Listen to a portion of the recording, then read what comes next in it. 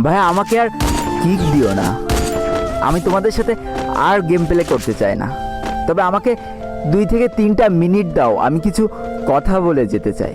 তোমরা আজকে কাকে নুব বলছো? আমাকে?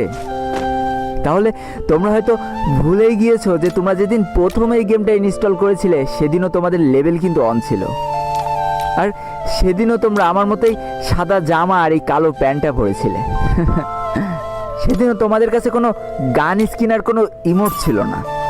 সেদিনও ঠিক আমার মতোই তোমরা অসহায় ছিলে। আর আজ দেখো তোমাদের কত অহংকার আর গর্ব। শুনেছি অহংকার আর গর্ব নাকি দেশলাই কাঠির মতো, কিছু জ্বালায় চুলা আর কিছু জ্বালায় স্বপ্নের ঘর। মাঝখানে তফাৎটা কি জানো? খালি এই দেশলাই কাঠি ব্যবহারকারী।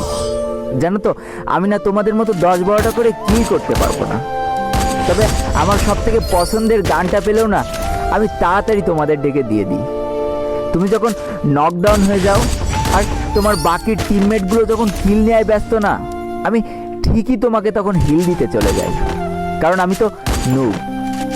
অনেকবার হয়েছে কি জানো, হিল তো আমি ঠিকই দিয়ে দিয়েছি, কিন্তু অতগুলো ইনিমির মাঝখান থেকে আর আমি হয়তো বেঁচে ফিরতে পারিনি।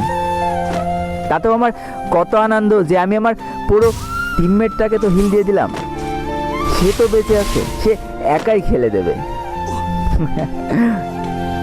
কতবার নকডাউন হয়েছি কিন্তু কারো কাছে বলতে পারিনি অধিকার নিয়ে যে আমাকে হিল করে যাও। কেন জানো তো? কারণ আমি কখনো চাইনি যে আমার জন্য আমার পুরো টিমমেটের কোনো অসুবিধা হোক।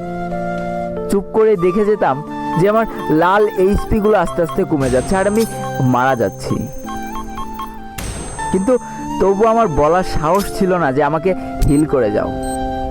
আমার যতই এইচপি কম থাকুক না কেন, আমার ব্যাগে যদি একটাও মেডকিট থাকতো না, তবু আমার পুরো টিমমেট চাওয়ার সাথে সাথে আমি ব্যাগ খুলে দিয়ে দিতাম।